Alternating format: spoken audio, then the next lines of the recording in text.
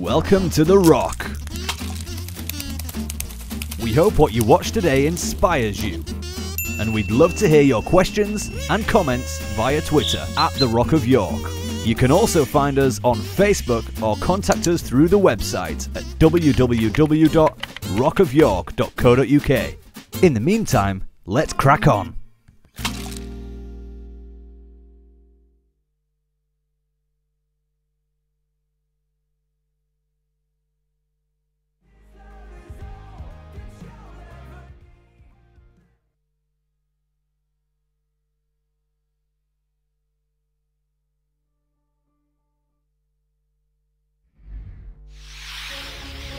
Wake up.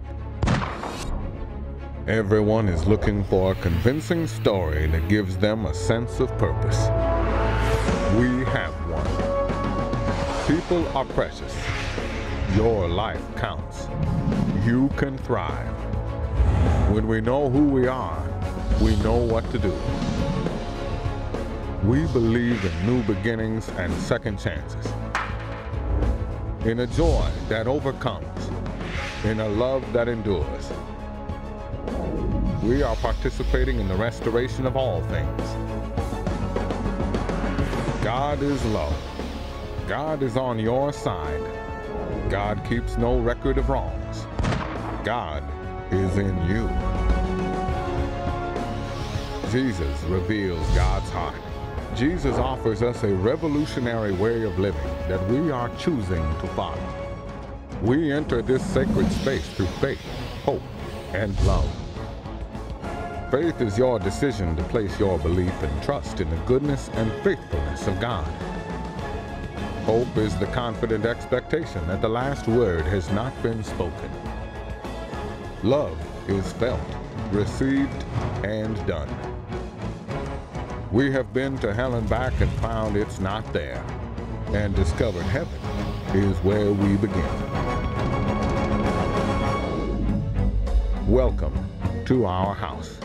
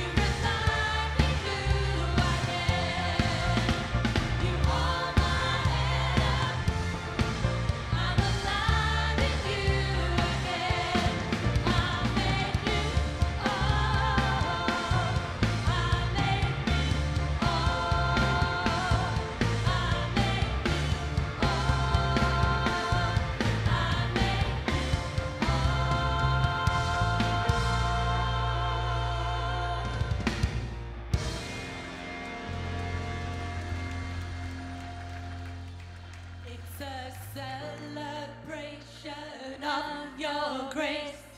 Celebration of your grace. With a song of love and a shout of praise. Celebration. Just do that again. It's a celebration of your grace. Celebration of your grace. With a song of love and a shout of praise. Celebration. Sing it. It's a celebration of your grace. Celebration of your grace. With a song of love and a shout of praise. Celebration. It's a celebration of your grace. Celebration of your grace. With a song of love and a shout of praise. Celebration. I'm alive in Jesus Christ, and I know it's not 'cause of me. Jesus, your light has opened my eyes. I'm free. I'm alive in Jesus Christ, and I know it's not 'cause of me. Jesus, your light has opened my eyes. I'm free.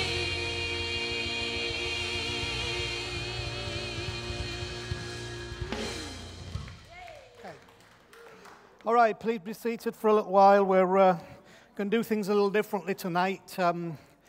We've got the kids in, but I'm going to do my talk in two sections for reasons that I think will be potentially obvious in a little bit. So relax, settle down, open your ears, open your heart.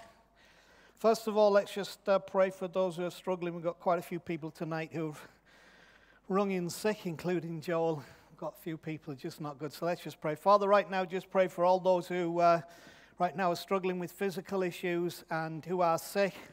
And we just release your word and pray that they'll feel a real uplift in body, soul, and spirit tonight, because we believe you send your word and you heal people. So we send that out to those who are in need tonight for total recovery in Jesus' name. Amen. All right, the two sections I want to talk to you tonight, I want to talk about moments that matter.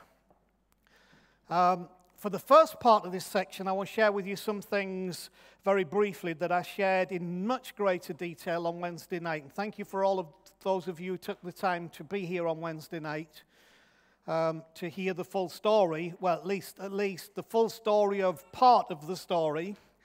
And I would invite you to catch up on the fuller detail by going to the website rockofyork.com and listening to the talk on Wednesday night, which was entitled "What's in a Name," and then you'll get the full impetus of all of this, which is a little over an hour, but I think it would be important for you to listen to. But I need to convey some of that information to you tonight. So I was just over 3 weeks ago. I was sat on a Trax train heading from Murray into Salt Lake City, which Murray is a suburb of Salt Lake City, where we've got a foot in the door to try and bring some of the life of God there. But I was on this train riding into Salt Lake City. It's only about a 15-minute run, and suddenly while I was on the train, I suddenly wasn't on that train anymore. I was actually sat on a train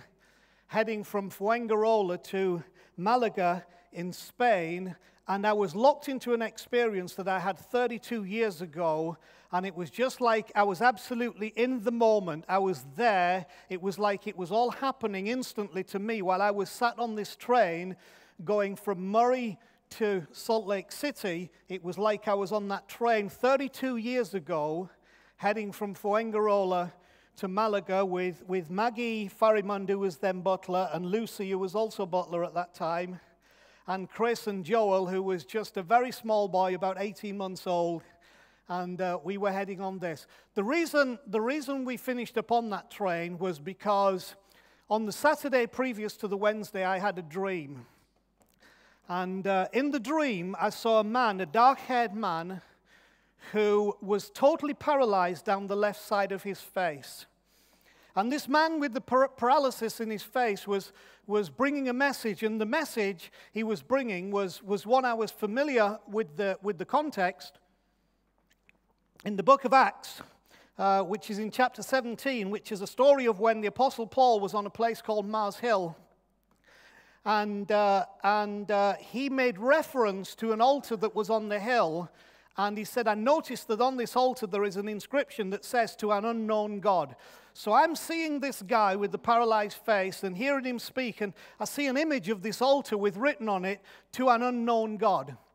So then, of course, we wake up, and the following morning, which was Sunday morning, we decide to find some group of believers somewhere so that we could join with them. And we found a small group of believers in a hotel lobby in Fuengirola.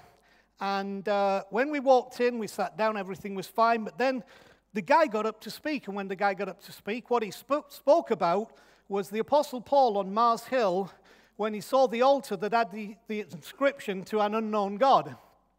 So obviously my ears pricked up at that, and I went to him afterwards and I said, look, I said, it's really strange, but I dreamed about this last night. I said, and in the dream there was a man, a dark-haired man, who was paralyzed, totally paralyzed down the left side of his face. Well, he looked at me and said, that's my pastor. And he said, his wife's here today, would you speak to his wife? So he brought his wife across to me. The guy's name, it turns out, was Dan Del Vecchio, and he pastored quite a large church in Malaga, just down the coast in Spain. But he had, for many, many years, had a totally paralyzed left side of his face. And so now I'm into this thing, but I'm seeing this while I'm on the train from Murray to Salt Lake City, but this happened 32 years before. Now, I haven't thought about this for years and years and years. In fact, until I was on that train and suddenly felt as though I was riding to Malaga, I had given no thought. I'd actually forgotten about this incident altogether until it fired in me on that day. Anyway, as a result of sharing this revelation, this accurate revelation, we were invited to go to the church on Wednesday night when they had a special speaker, and his wife said, would you come along, would you pray for my husband? So we said, yeah, that's fine. So hence why we were on the train going from Fuengirola to Malaga. It was a difficult experience. It was a very trying experience.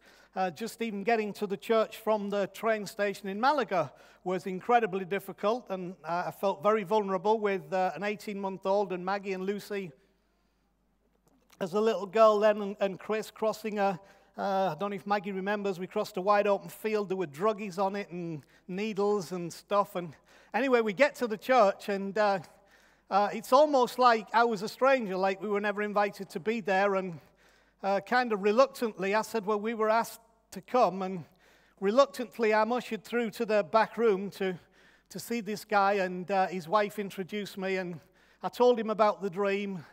And I said, you know, your wife asked if I would come and pray for you. Is that okay? He says, his response was, if you want to. He was really underwhelmed at my presence. He said, lots have prayed for me and nothing ever happened. Well, the good news is, or the bad news, whichever way you look at it, he wasn't disappointed because nothing happened when I prayed for him. So I don't know whose faith that was connected to, or no faith at all. I actually would propose to you that that was never the point. The point was that what I saw in that dream on the Saturday night was in every minute detail totally accurate. And so we were in a challenge, and I think a lot of the challenge was about maybe I wasn't supposed to pray for him. Maybe it was about being trusting and brave on nothing more than a dream. Maybe it was about proving I could hear the voice of God and seeing whether I was willing to walk in a prophetic revelation wherever it led. So that instant was hard, it was difficult. Our getting back was even more eventful than the going, because all of a sudden, it's like his wife said, if you come, we'll make sure you get home, and then was conspicuous by her absence, and we couldn't speak Spanish, and we finally finished up kind of reluctantly getting someone who dropped us off at a train station that was nowhere near where we needed to be. And of course, we tromp across to the train station to find that all the trains stopped running 15 minutes before we arrived. So now we have to get back, and it was a muddle and it was difficult, but the lesson of that is it's not always easy just because you see something clearly or because you have a revelation. But the challenge to me was, are you brave enough and bold enough to work with what you see? Now, what I want to tell you is that my life has been punctuated by these kinds of instances as long as I can remember. Revelations, clear, specific instructions that each time have proved to be accurate. And I don't say that for my honor. I say that because I believe God, I believe the voice of God.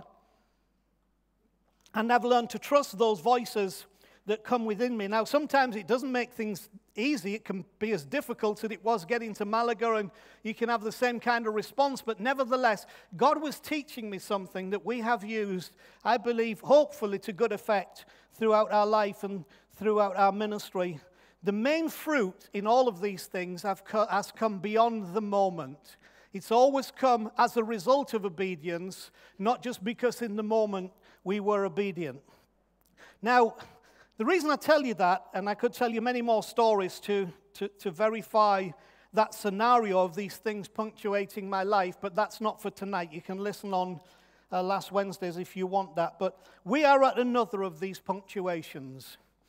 And it's a very important one because earlier this year, I heard in the same clear way that I saw Dan Del Vecchio's face in that dream, saw that altar to an unknown God, heard that message, followed that instruction, followed that leading. Earlier this year, I clearly heard in my spirit, you've got to change the name of the church. And so I recognize that voice. I know that voice. And so we're going to change the name of the church, cut a long story short, okay? Now, you might say, why? Why do we need to change the name of the church? It's very simple. We're no longer who we were. 26 years ago, when I took over the senior leadership of this house, we were the Assemblies of God Church, York. I didn't like the name. I was not ashamed of the heritage. I appreciated the heritage and everything that brought me to that day. I didn't like the name. The name described who we were, not who we had become. And so in the first 18 months, I made steps to move, and I heard very clearly that we should change the name of the church to The Rock. So we changed the name to The Rock Church. Almost 25 years ago, we became The Rock Church, and there were reasons for it. One of the reasons was that it described who we were. And many of you have only grown up at a time where you've seen expressions in church life that are very rocky and very stage-oriented. 25 years ago, you were ridiculed for it. You were not accepted for it. It was not the done thing. But we knew God was leading us, and we've always been on the forefront. We've never been the biggest, but we've always been on the forefront of revelation and ideas and the way forward into culture. And so we back then started doing something that we call Rock City, which was the forerunner of us meeting on a Saturday night. We had people out on Micklegate. We were just trying to reach people who were out and about with the good news that we believed that we had, and we did it in a rock style. So it helped to have a name that went along with who we were. So our style was rock, our expression was rock, but also it had a double meaning in that we also were very, very sincerely connected to Christ being the rock on which our lives were built, our faith was built, our belief was built. And so we became The Rock, and that's who we were. But unless you've had your head in the sand, for the last 10 years we have been changing, and we are absolutely not who we were. We're not the church who we were. We're not even the people who we were. Lots of things have happened, and we have had to move painfully with that change, as painfully as the journey from Fuengirola to Malaga. In spite of a revelation, this journey has not been without its pain. But there comes a point where you have to recognize who you are becoming rather than who you were. And we would be under false pretenses, I believe, if we continue to be The Rock, because The Rock was something, but it's no longer what it was. We've now become something else. And so this same God who spoke to me 32 years ago about Dan Del Vecchio and took us on that journey, I believe is the same God that is speaking to me now. Let me just read this. The rock accurately named and described who we have been, for which we thank God, but we are no longer who we were. The rock has been what it was supposed to be, but now it needs to be allowed to die with dignity. Okay? The new name says something about who we are now and who we are becoming. Okay? There was no faltering, doubt, or flipping through mental files to come up with options. So it wasn't an issue of we need to change the name, but I wonder what we should call ourselves. You know, I'll call 15 of my closest friends and we'll have a committee and we'll see. I don't think that's ever helpful because you come up with natural solutions to spiritual problems. And just like originally, 26 years ago, when God spoke to me about changing the name to The Rock, and I knew what the name was meant to be, I knew instantly God spoke to me when I said, why do we need to do it? And he told me why. I knew what it was supposed to be instantly in my spirit. No flipping around, no flipping through mental files, no calling people or forming a committee to come up with suggestions. I immediately saw it, just like I saw that altar in that dream that said an altar to the unknown God. I immediately saw in my spirit the letter Q. That was it, a big Q. Immediately when God said you to change the name, I saw the letter Q, and that's it, Q. I knew instantly we were to call and launch ourselves as Q Church. And so in the new year, sometime in the new year, in January probably, the middle of January, we will make the change.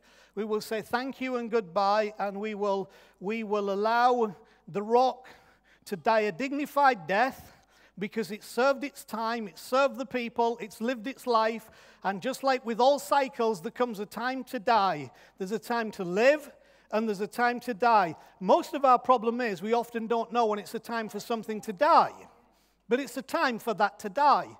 Many of the issues that were related to that, we have over the last 2 years been resolving and taking care of and finishing business so that graciously we can say we have done what we were asked to do with this thing called The Rock and the Rock of York, but now it's time to move into our future. So sometime in January, we will become Q Church. Same great and greater service, and there will be some change. But don't be expecting that it will be so completely different that it will be unrecognizable, because if you give a pub a makeover, it's still a pub, right? If you rebuild stands in a football stadium, it's still a football stadium, but you've made changes to it to make it work better and be better and do the job that it does. So we're not going to change radically because we have been changing radically, but we're going to change to accommodate and move forward what it is that we believe God is calling us to be.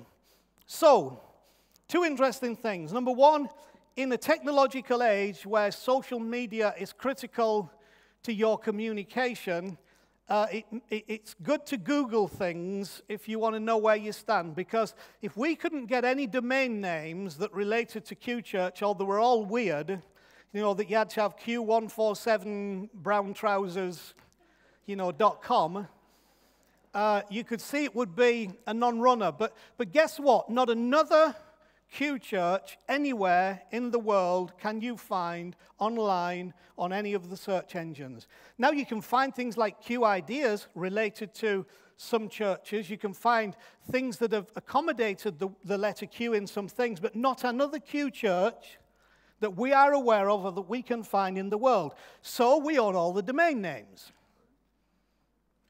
which for those of you over 50 doesn't mean much.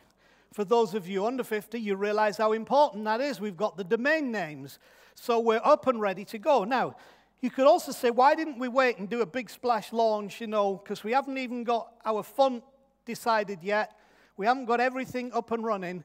The reason we can do that, and we might do that, but I wanted to bring you along on the journey so that together we're moving towards that rather than it being just some publicity stunt that's trying to be hip, we're actually saying, no, we're serious about this, because this is not just a rebranding to make us hip. This is actually an embracing of a new name that celebrates who we are and who we are becoming. So we'll do the other bits as we go along. Now, so what does Q stand for?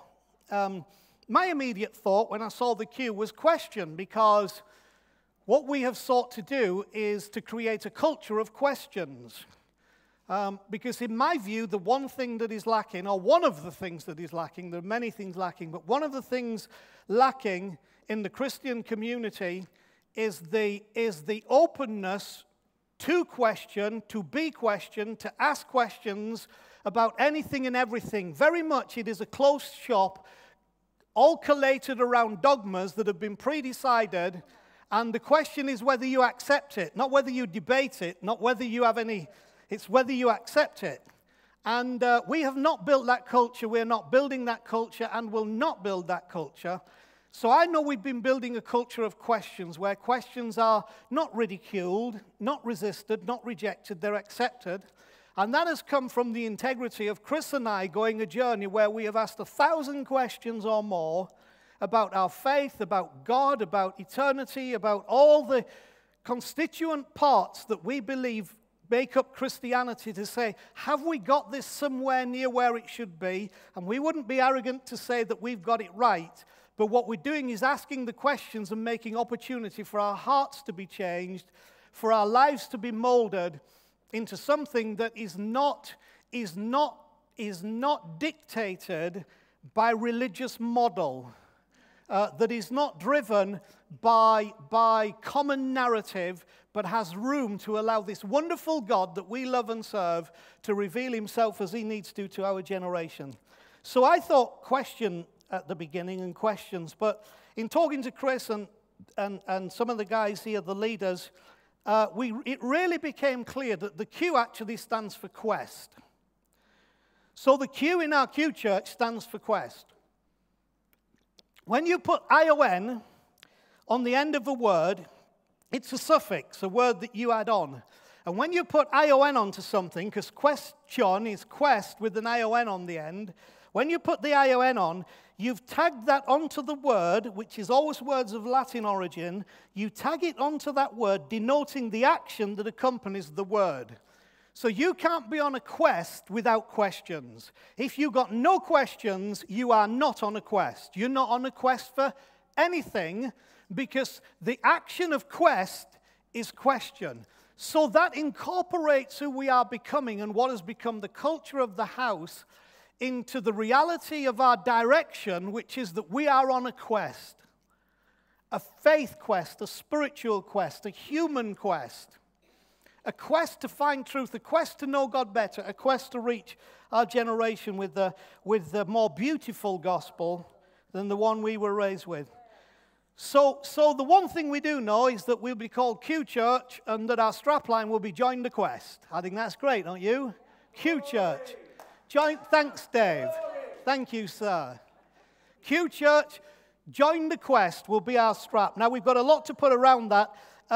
It gives you the name. That Q Church, Join the Quest gives you the name and the call to action all in one. What's also interesting is this is adaptable in many forms, and we have secured those websites. We even have Q York. Can you believe it? So we certainly will not have any problem finding the anthem to go along with the launch of Q Church, will we? When we've got Q York. We also have Q Network. We have all of those going along. And the interesting thing is the number of people that I have been connecting with for some years who have been going a journey with us, who, on hearing that this is the action we want to take, are more than interested in becoming part of what they see as the Q Church Network. And not a denomination, but just a joining of hearts and spirits and direction. So we're also looking forward to that, because our calling is bigger than this, okay? I'm first of all too old to think about trying to build some mega church. It would drive me nuts. And, it would be comfortable, but it would drive me nuts. I'm interested in all the things that we reach because of who we are, okay? And there are other things that go along with that support that, which I won't, again, talk about in depth tonight, but you can check out if you go to Wednesday's message called What's in a Name. So let me do one last little segment on this. On the 29th of September this year, which is not long ago, I was in Salt Lake City, and I was having to make some major decisions. And there's a whole story goes with that. Again, that's on the message online. You can catch up with it if you're interested, but not tonight. On that day when I was struggling with these questions, Kev Craven suddenly WhatsApped a message, and it simply said this, okay? I think we need to talk Baobab again. Do you remember? Now, just bear in mind, he's sending that to a man. Yeah, but this was coming to me on my phone. I'm a man, okay? This was longer than a month ago. Do you remember was not a valid question. It was like, of course, this one here, she like remembered way back to when Kev had first done that and could associate everything with it. Now, there's a whole backstory goes with that. What was fascinating is many of you will have, in fact, most of you have never heard of the baobab. The baobab is a tree that is in several continents, but predominantly in Africa, and it is the strangest tree you could ever imagine. We had some experience of it, believe it or not, just 3 weeks before Kev sent his text, which is fascinating.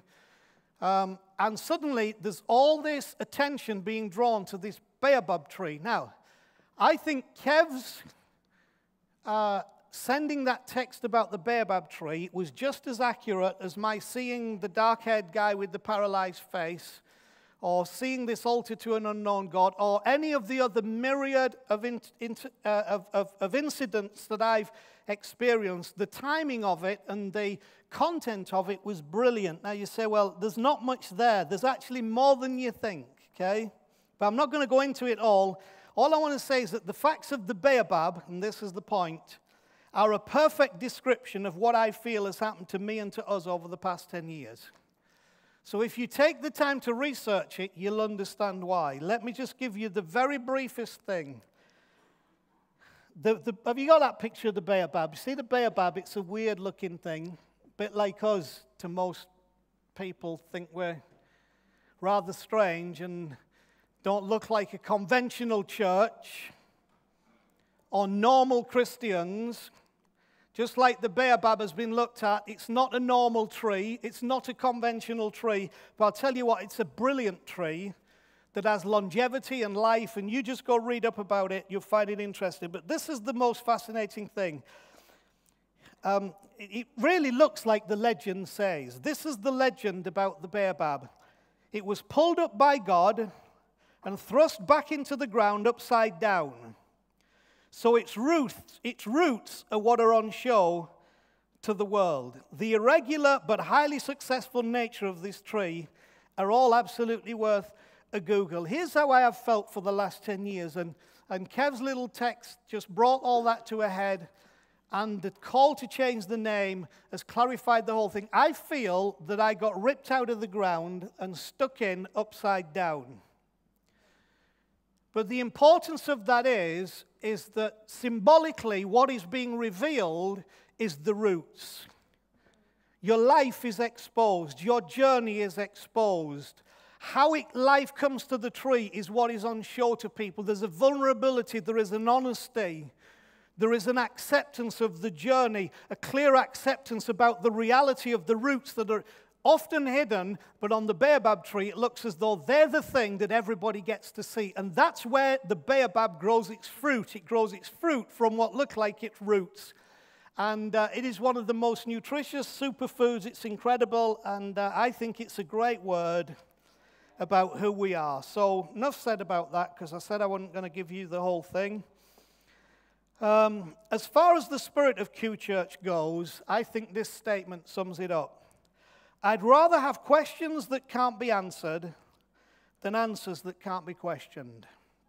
That sums up the culture, the heart, the spirit of who we have become and who we are becoming. I'd rather have questions that can't be answered than answers that can't be questioned, because that's what religion does. Okay, so finally, and then I'll come back later to say another few words, let me show you an ancient African proverb that describes the baobab. Remember last week what I felt chose me and I had to talk to you about it was wisdom. And then all of a sudden this week, middle of this week, we've got this coming up, all connected. But I love this. Wisdom is like a baobab tree. But this is why, like, no one individual can embrace it. The reason being, this tree grows wide, which means it can't be a one-person thing. You can't put it all on, you can't reach around the tree. No one person can embrace it. We embrace it together. And my desire for you, my cry to you, my call for you is that if we are a baobab tree, in our call to be Q Church, can we embrace it together? Yeah. Right, there you go, done. What? Yeah. Yeah.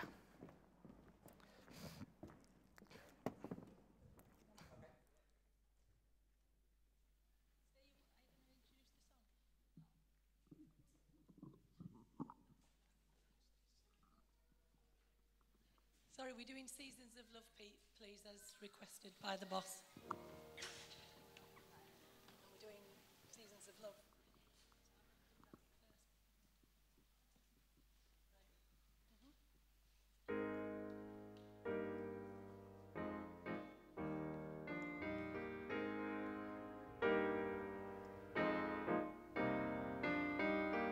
525,600 minutes, 525,000 bones so dear, 525,600 minutes.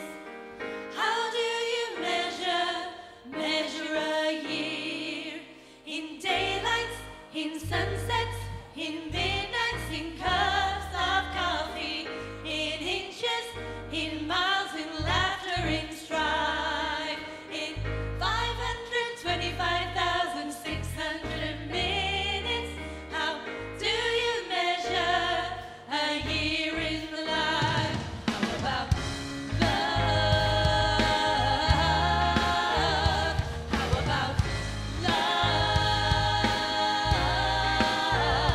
How about love?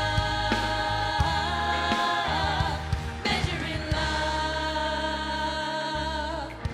Seasons of love. Seasons of love.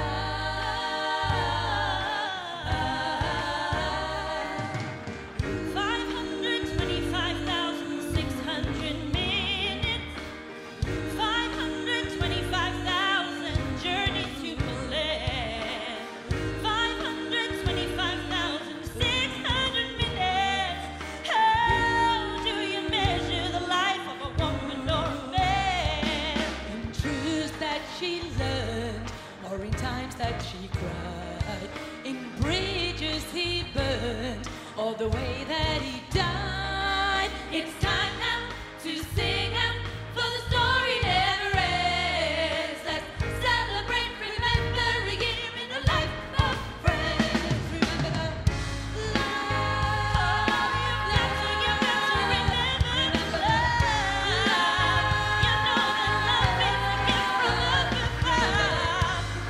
Share love, give love, spread measure love. Measure your life in love. Seasons of love. Seasons of love. Measure your life in love.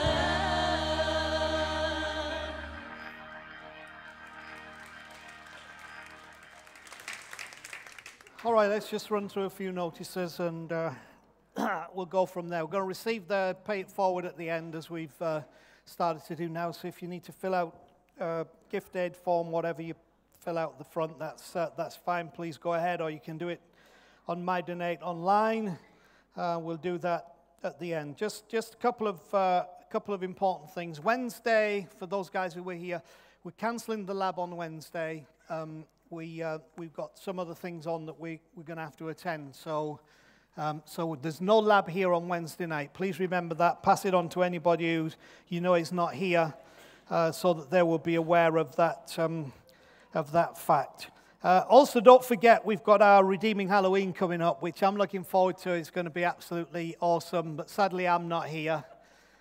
Next week is the deadline if you want to bring photos in, because we're doing a little video montage of those photos to celebrate those who've had impact on our lives, who we've loved and lost but have gone on to their reward. But we're grateful for what they sowed, and it's going to be a great night just redeeming that. So if you haven't got your photos in, next Saturday is the last time you can get those in. You can either bring them in to be scanned, or if you've got them electronically, just get a hold of Danny and send them to Danny, and he will incorporate them. But it's going to be a wonderful, wonderful night. All right. The other thing is week on Monday, I'm heading off to India for a week. Just going to go and minister to Martin and Bina and the kids there, the orphanage and what have you.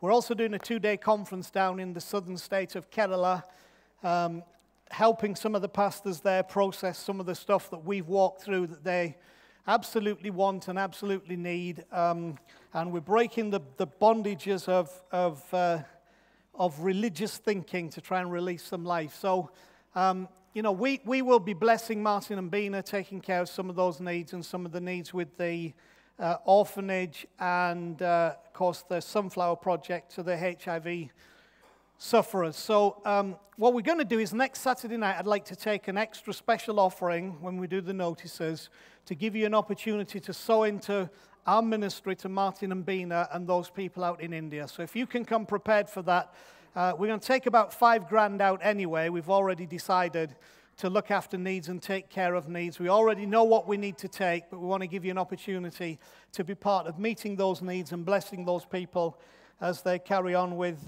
what they're doing for God there in Goa in India. Okay, one other thing. We are having some problems with parking, where we'd love to say anybody can park anytime for as long as you like. One of the problems is that we are busy in the week, and there are times people come for ministry to see somebody, and sometimes the staff can't always get a space, which is not good. So if you've not been authorized to park long term, please don't do it. We need you not to do it because we actually need the space. Now again, short term, fine. If you could have a word with Amy just to make sure it's going to be okay, that's also fine. We don't want to restrict any of you because you're precious and it's your contributions that build this house. But we're just trying to find the best and easiest way forward so we can make sure that we're not compromising other aspects of ministry by those issues. So we'll help you as much as you can if you'll help us as much as you can. Is that okay? So I think that'll do for notices. Are you doing another song or are you done? Okay, do one at the end. Yeah. All right, are the kids out? No, apparently they're out. You got the wrong week. Just the little ones, is it? A little Life Zone and Crash. We're not going to be too long anyway. Here. All right, let's all just have a stand up. Are you grateful that your house is not getting burnt down while you're here? Aren't you grateful that your babies are not being beheaded? Are you grateful that you've got food in your fridge, heating on in your house? Sometimes we forget the simple blessings that we have. People in California at the moment losing everything in the forest fire, and then we forget stuff like all the problems in the Middle East with ISIS and the cruelty and some of the stuff that's gone and the persecution of people, Christian people, for their faith. And sometimes we just forget, and it's good to remind ourselves that actually when you look at the whole thing, you're all pretty blessed. And we need to be grateful, need to be thankful, because we live in goodness, we live in plenty. We just measure our plenty often against some others who've got a little more plenty. But actually we have plenty and it's great, and I'm very grateful for that, and I want us to remember that because it keeps us sensitive and compassionate to the world around us and the people in our world. There are other places that nobody's talking about, like Eritrea and Somalia, locked in conflict, people suffering all the time, but nobody's interested because it doesn't affect our wonderful Western lives, so who cares? The places in Africa just struggling and nobody cares. There's all this Rohingya refugees in Myanmar. Nobody's too interested because there's no oil involved and no precious stones involved, so we get a little mention, but lots of things going on. We need to show grace where grace needs to be shown as it comes around us, but above all, we should have a gratefulness, a thankfulness. And that's also why I encourage you that we should give. Paul says we give out of our abundance, and we don't think we have abundance, but compared to most of the world, we do. So let's just pray. Father, for all those little spots we mentioned, those people, those precious people who you love, we can't do much to change it practically, but we just pray whatever way, by whatever means, that somehow in the same way that you've released these moments of words of revelations and you've changed things, we just pray somehow, Father, that the goodness of your heart will shine through and people will be touched and helped. And help us to be grateful every minute for all that we have in Jesus' name. Amen. All right, you may be seated. That's just He's just let the blood run round your bottom for a few minutes. I wanted the guys to sing that song, 525,600 minutes, because it's such an important number. Every one of those 525,600 minutes is a minute of a year in your life.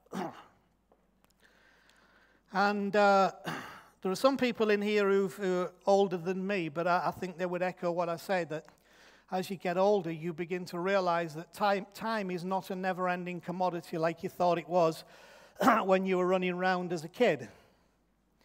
And I was thinking, 26 years ago, I took the senior pastorate of this house. Will I still be here in 26 years? I'm hoping to be still here in 26 years to see the next phase of the legacy that's handed on.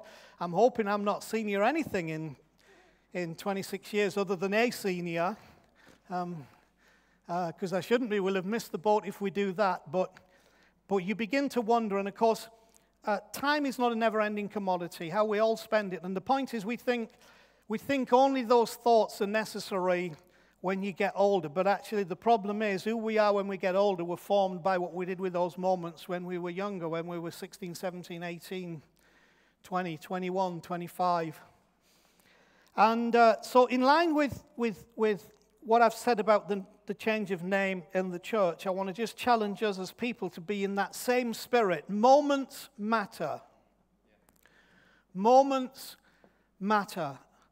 And if we make our moments matter, the truth is we make what truly matters, rather than most of the stuff that we're into that doesn't actually matter at all. The ones of us who've got a little more years on us look back and will agree with this. I'm absolutely convinced of that.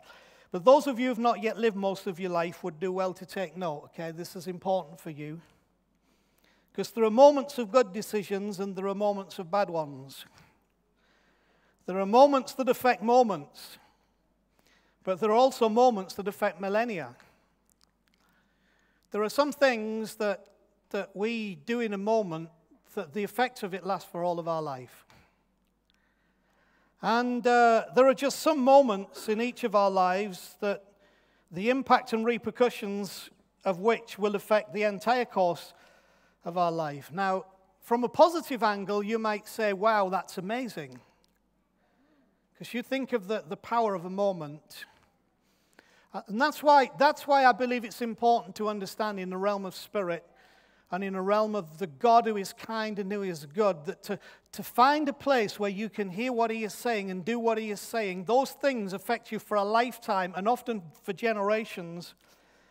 But there's a negative angle to that as well, which is, okay, so if moments impact our lives to the effect where there are repercussions for the entire course of our life, is that reversible or not? It's a good question. I would say it depends what it is. The mind can often be changed, but the circumstances very often can't. But you always have the option of refusing to take the stance that the circum is demanding. I've talked about this for a few weeks on the trot. Circumstance made up of two words. Circum meaning circle and stance meaning stand. A circumstance is a circle in which you stand, so don't stand in the circle. Sounds awfully simplistic. But actually, moments are about that. Moments can mean that you make a decision that you are not going to, you're just not going to stand in the circum.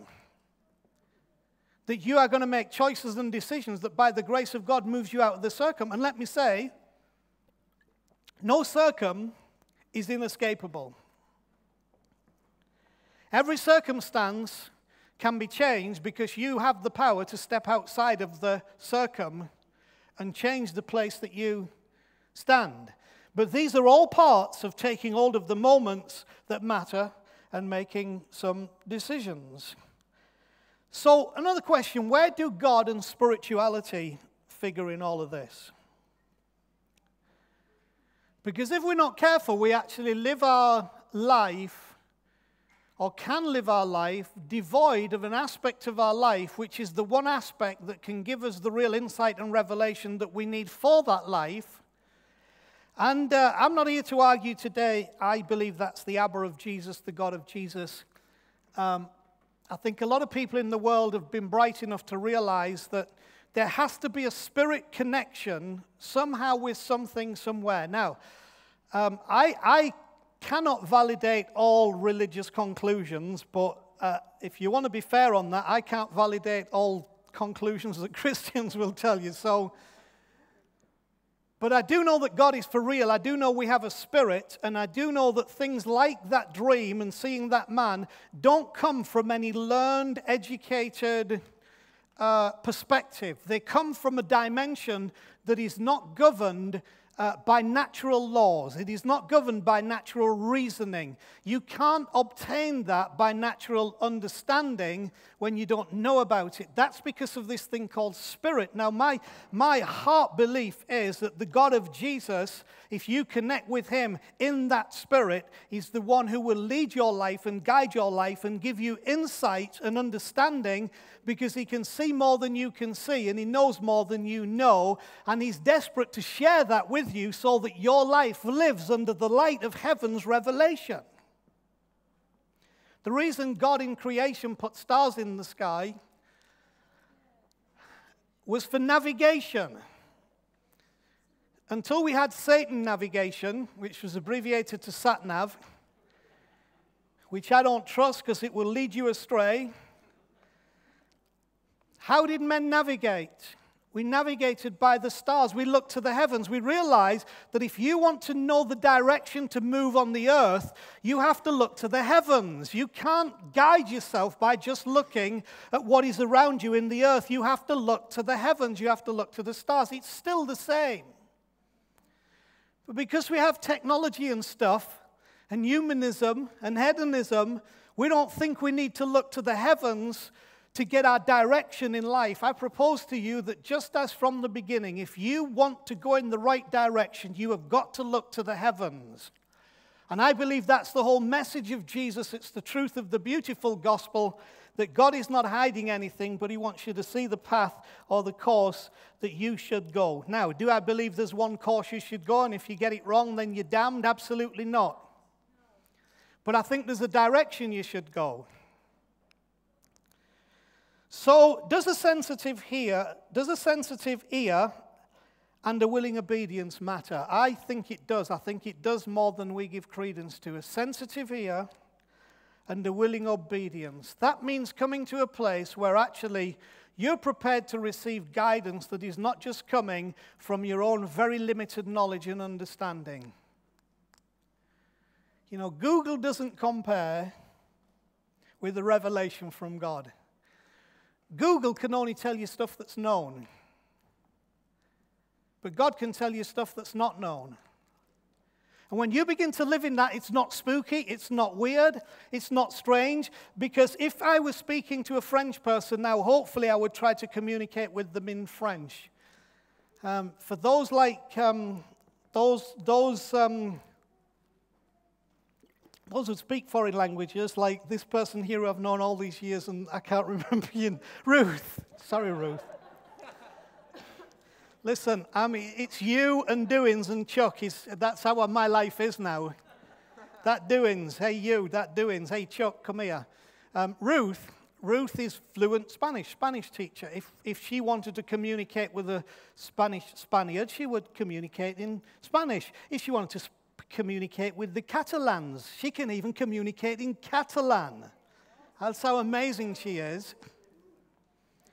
The reason I say that is that when God speaks to an ant, he speaks to an ant in language that an ant understands. When God speaks to a Beth, he speaks to a language that a Beth can understand. So her communication will probably be about dogs. Howard. Thus saith the Howard. But sincerely, if you are being spoken to in a language you understand, it's not strange because you actually hear it in a way that you readily take on board and you don't feel out of the conversation. Listen, God wants to speak to you, and he will speak to you in a language that you understand, whether it's pictures or words or conversations or weird things going on. There will be stuff that he will get through to you, because I think that we need a sensitive ear and a willing obedience, and they really, really matter. And then the third question on that, does faith still have a place in our modern world? You bet you it does. And I don't mean the Muslim faith or the Christian faith or the Baha'i faith. That's a misuse of the word faith. It's a misuse of the word faith. I mean faith where you place your belief and trust in the goodness and faithfulness of God. Faith in who he says that you are and who he says that he is, so that as those things blend together, you have a power in the world. I believe that faith still has a massive place in our world. Now, let me say another couple of things before I just bring this to a close. Let's talk about regret for a moment. Regret is a very powerful human emotion. And it's one that often comes more into focus in later life or when we encounter loss. And some people never recover from it. It's something that we can all become affected by. Regret. But regret is the consequence of not appreciating that moments matter.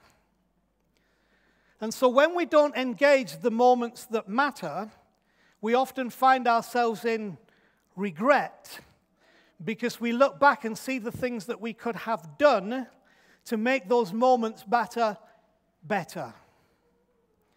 Parents, your kids will be all grown up and doing their thing before you can blink an eye.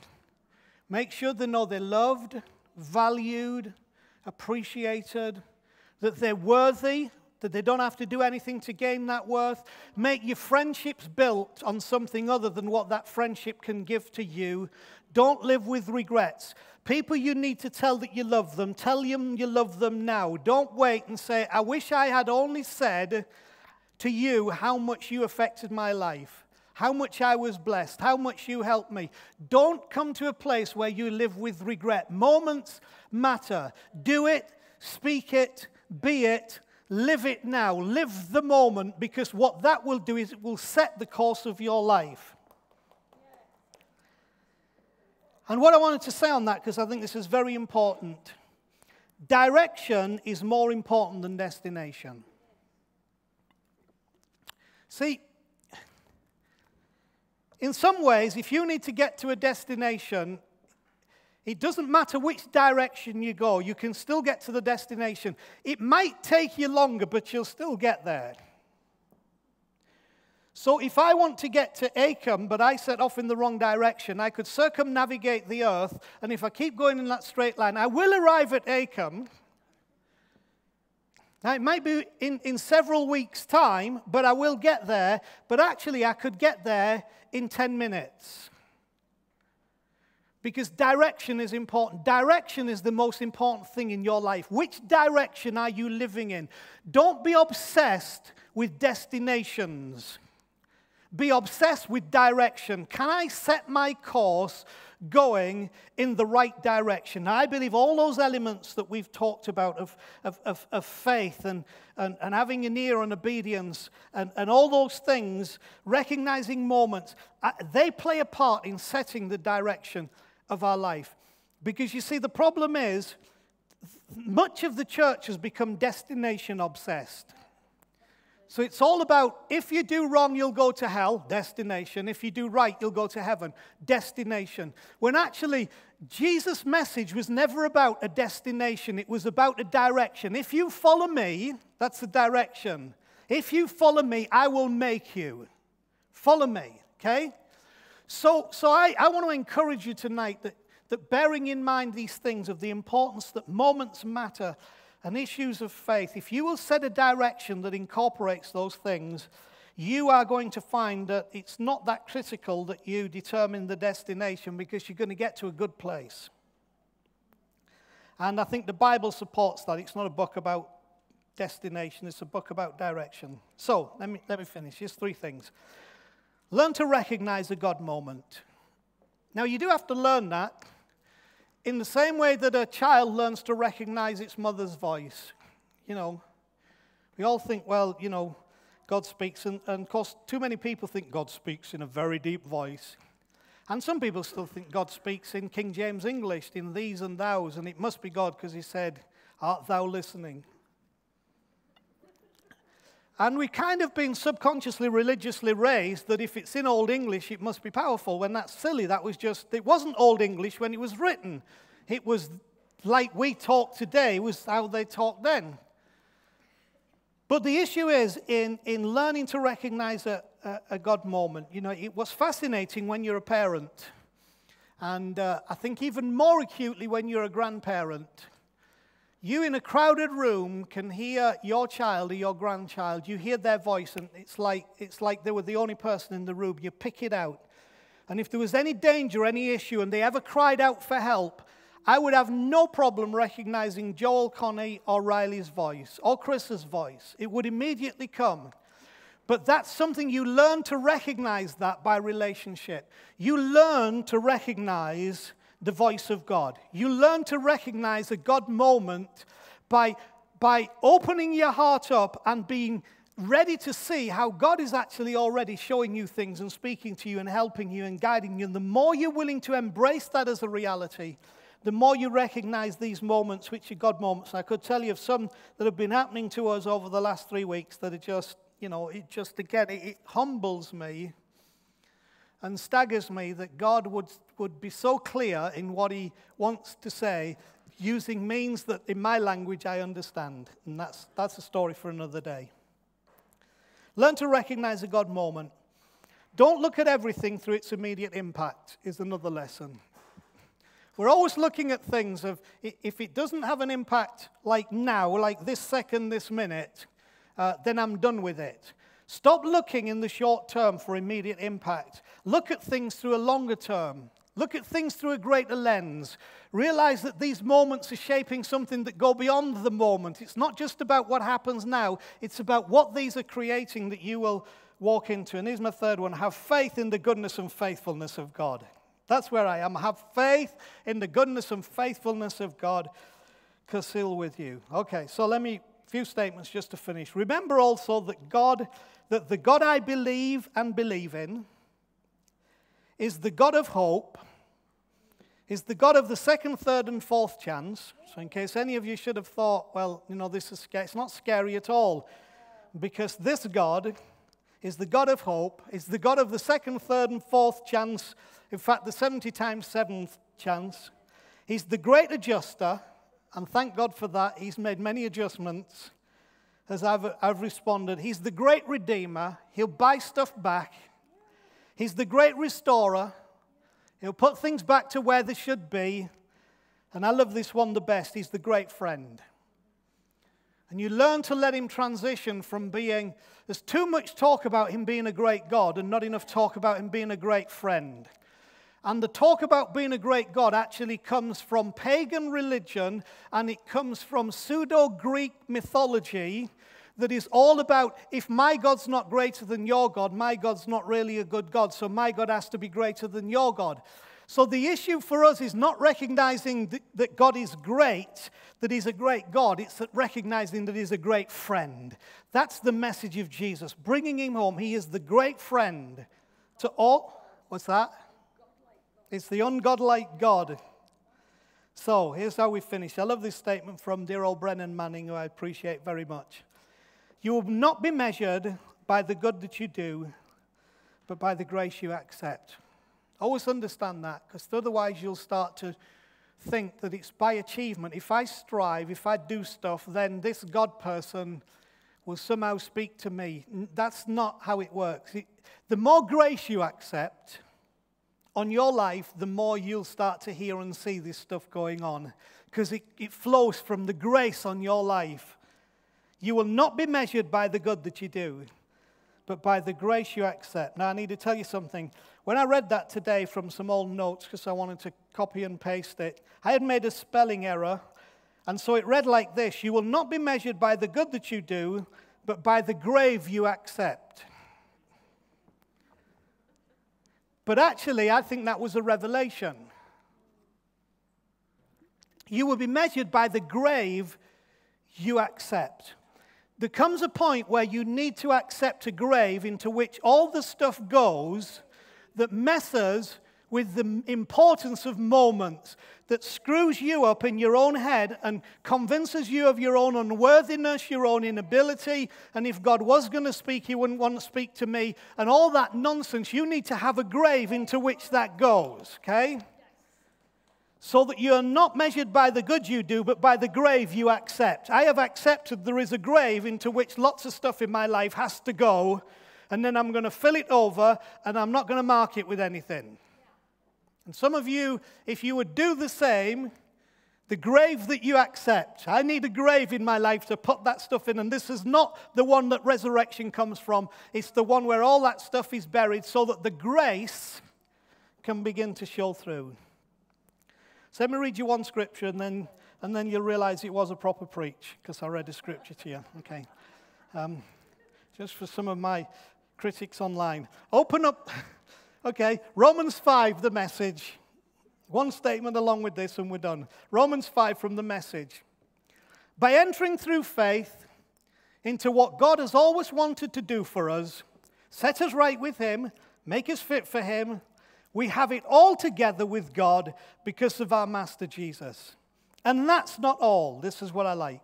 We throw open our doors to God and discover at the same moment that he has already thrown open his door to us. Listen to this. We find ourselves standing where we always hoped we might stand, out in the wide open spaces of God's grace and glory. That's where this direction will take you. That's where this understanding will take you in the moments that matter. Finding yourself standing where you always hoped you might stand, in the wide open spaces of God's grace and glory, standing tall, shouting our praise, and then just the first little bit of verse 3, and there's more to come. Yay. There's more to come. So let me read to you an amended quote from something that Bishop Tom Wright wrote. If we're only made for spirituality, we wallow in introspection. If we're only made for joy, we settle for pleasure. If we're only made for justice, we clamor for vengeance. If we're only made for relationship, we insist on our own way. If we're only made for beauty, we're satisfied with sentiment. But new creation has already begun. The sun has begun to rise. Christians are called to leave behind in the tomb of Jesus Christ all that belongs to the brokenness and incompleteness of the present world. That, quite simply, is what it means to be Christian. To follow Jesus Christ into the new world, God's new world, which he has thrown open before us. Join the quest. And so the song says, so start spreading the news. We're leaving today. I want to be part of it. Q York. Q York. Because if you can make it there, you can make it anywhere. It's up to you. Q York. Q York. Father, help us to grasp and grab this. Help us to take hold of every moment and realize out of the owning of those moments flows a direction in our life that brings us into the wide open spaces of grace, where your goodness and kindness invade every moment of our existence, and bring us to the fullness that you always desired, so that we can be a testimony to the world of the goodness of this God who has become our friend. In Jesus' name, amen. All right, so we're going to pay it forward. The buckets are coming round, and we bless you. And don't forget the offering for Goa next week.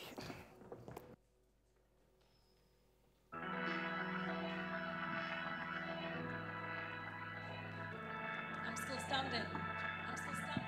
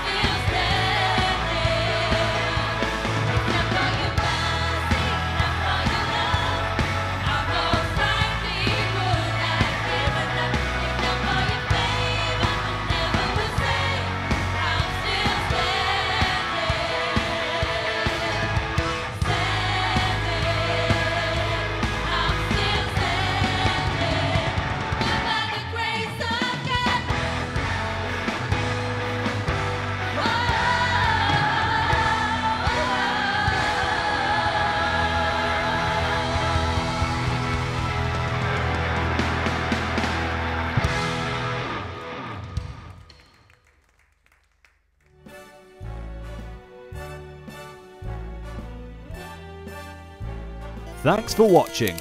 You can find out more about all the Rock is doing locally and internationally at www.rockofyork.co.uk. If you consider yourself part of our growing global community, then why not support The Rock from wherever you are?